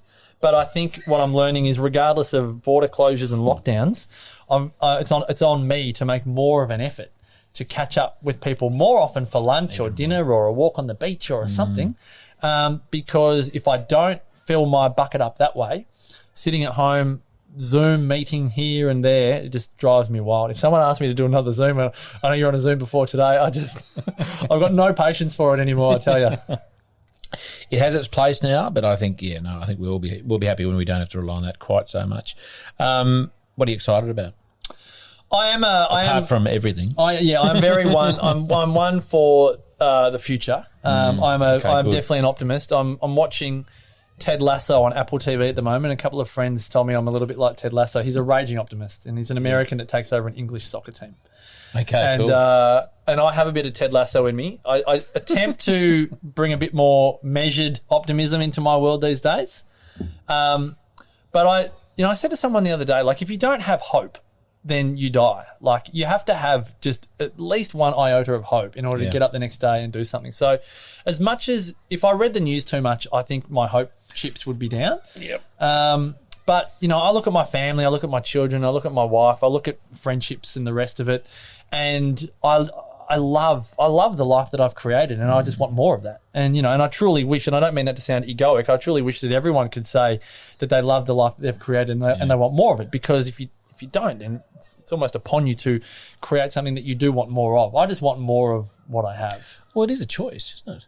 Absolutely. The choice to be mediocre or exceptional. Yeah, that does trigger a number of people, but yes, absolutely, it is a choice. But the sooner we take responsibility for our life, it's not our mum's fault, our dad's fault, our brothers or our teachers or our sisters. It's our choice, and whatever cards we've been dealt. And I've put in the book, I like to interview Holocaust survivors, war survivors, people that have lived the most opposite life to me. I've lived a very cushy, middle class life. I like to get I call it just a gratitude of contrast by interviewing people that have just, had to escape a concentration camp 5 times. How do they actually live and become the world's happiest man? How does that I read happen? that book the other day. Yeah, Eddie JQ. Yeah, so Eddie's in the book. He's a good friend of mine, and he's a beautiful human being. And how does Eddie become the world's happiest man? Really, for Eddie, it was when he had his child. Yeah. I think it was his son, Michael. He realised he was probably the world's grumpiest and bitter man. Yeah. And he recognised that he could not be that type of dad, and he could not bring his past into the future. And that's a big challenge for a lot of us. But imagine that as a Holocaust survivor. As Eddie says, a lot of people never left the concentration camp. No. They stayed there till the day they died. But if it's good enough for Eddie JQ, it's good enough for you and I to create a bit more joy and fulfillment in our life. It's a great book. It's about perspective, isn't it? Absolutely. Bringing perspective to one's life. As you said, hate is a disease. It's corrosive, and we have to learn to just drop the hate. As soon as we live, there's another Holocaust survivor, Alice Hertzsommer. She was the oldest female survivor. She said, I have no room for pessimism or hate. If it's good enough for a Holocaust survivor, it's good enough for you and I to have no room for pessimism or hate. So I don't want to look down on the world. I don't look down on what's going on at the moment. I'm not pessimistic about what's going on. I can be challenged by it, but that's a wonderful thing. It's definitely It's when we grow, isn't it? 100%. That's what I was going to say. It's definitely encourage people like you and I to be more, to grow more. You know, as I said to you, you've got great courage to be running your events and traveling around the country. No, absolutely, because that's what people need so much right now. I feel like people must give you the biggest bear hugs when they see you because it's like, he's arrived. We're doing it. We're doing it. Well, there's certainly, we were in Queensland a couple of weeks ago and we had 2, like Monday, Tuesday, Thursday, Friday, and there was border closures, you know, imminent, and we did it. And there's definitely a sense of we're here, we're doing it. And it wasn't so much about Hamish and I think just as a collective of people coming together, learning some, you know, like really good stuff. Critical stuff at this point. You know, how to grow food, how to engage with nature, how to express your individuality. You know, people are hungry, they have an appetite for that sort of thing, and so if we can keep managing to roll those workshops out, which we have. By the time this goes out, I'm sure our dates will be well and truly up. We're going to be in Victoria in late. Well, let's hope Victoria in late October, Tassie in early November, WA in late November. I think there's a few others scattered in there somewhere, and that's the plan. But, you know, we trust that we will, and until they put me in a straitjacket, we will keep doing it, because I think it's just, again, it's critical stuff that, you know, people get together as a group and you know and talk about this sort of stuff, and B, they go home and they've actually got tools they can actually go and grow that food, think differently, you know, and maybe just connection to the land as a source of great mental health and fulfillment and the therapy, joy. That's simple pleasure. Marcus, we're on the the Pacific Highway. Yes, let's call it the Pacific Highway. So there's a billboard out there. Yep. And you have the opportunity to put a little quote, saying, question, I don't know, anything on it. What would you put on there? Well, I've just held the book in my hand, and I wasn't expecting that, and that's what I'm going to put in. Make the rest of your life the best of your life. And I'd put a circle on make, because you said it earlier, it's our responsibility. And I say that whenever I sign off a keynote presentation or a podcast or the rest, but that would be it. Or you are the most important person in your world. It's going to be double-sided. Yeah, north one way and then south way the other. I love it. We better wrap it up. Just where can people find you, Marcus? What can they, when they do find you, what will they find? You've got 100 Not Out. Yep. Your Wellness Couch is a collective of wonderful podcasts in there. Tell us about sort of where people can find more. Sure. So if they're on the socials, I think just at Marcus D. Pearce, that's Pearce. And then marcuspearce.com.au. They can, if they want a signed copy of the book, best to go to the website. You don't have any control over Amazon or Booktopia or the rest. But if they're overseas, Amazon and Booktopia and those ones are best. But marcuspearce.com.au for the book. And then, the 100 Not Out podcast. Charlie, before I forget, we're going to give 2 listeners good a copy of the book. Yes. And all we're going to... Hang on, they don't have to share the book. They get one each. One each. Yeah, they can share with their we're going to give husband or wife or kids. We're going to give 2 listeners a copy of the book. It's like, but hang on, one lives in Freo. Yeah. And how are they going to do that? No, one each. And all we're going to ask them to do is to go to Charlie Arnott on Instagram. Yeah. And when they see the post for this episode, tag a friend who they think would like to listen to it. They've clearly by now listened to the episode. Yeah. If they think there's a friend out there that would also enjoy listening to it, tag them on Insta. Good one. And they go in the running to win a copy. Yeah, so that post will go out when the episode goes out. And if you don't listen to it for a couple of weeks, go back on Insta and go back 2 weeks to when it was released. And that's a great... He's marketing. This bloke, he lives and breathes. I've always got books in the boot these days. It's the world of an author. It's your business card, isn't it? It is. It's a good business card to have. I love the tactile nature of a real book. Well, it's a real achievement. Congratulations. Yes, I think it's fantastic. No, it's like a second language. Yeah, I reckon anyone who can speak another language is like twice as smart as me. Anyone who's written a book is twice as smart as me. Because I think it's just an amazing. It's a quarter of life's work. Hopefully not your last one. Oh, look, I only ever intended to write one book, but who knows? But if you write a book, Charlie, there would be, I would say, hundreds of thousands of people, if not millions, that would be determined and inspired to read it, and I'd be one of them. So it is a challenge, I'm not going to lie, to write a book, but gee whiz, if we could just unpick your brain for a year and just get it all down on paper, it'd be a great read. Well, Marcus, you're very kind in saying that. And The Regenerative Journey. The Regenerative Journey. Well, you know what? It's a good point you make, and I'm this you and I are sitting here talking, as I have, and watching the beautiful kids kids scream and play. There's a half dozen kids over there with a dog pissing on a tree, but they're running around. I mean, you can hear them in the background, no doubt. And it's like, this is what it's all about. It feels like life 101 right there. This fills me with so much joy. It's like, it's the best, not the best years of their life, but it's like, this is the foundational years of their life. What was I saying? So the podcast for me, I just love the fact that I get to sit here with people like you to talk about these lovely, wonderful things. That's what'll go into a book. That's the sort of because I have a story to tell, and I have many guests who have each have a story, and there's so much value in then picking that apart. That'll happen one day with I guess with their I'll talk to you about that. I've already got an idea. I'll talk to you about that. Yeah. Shh, don't tell me. I won't. No. No one's going to listen to this anyway. Marcus, we better wrap it up. Thanking you so very much for your time.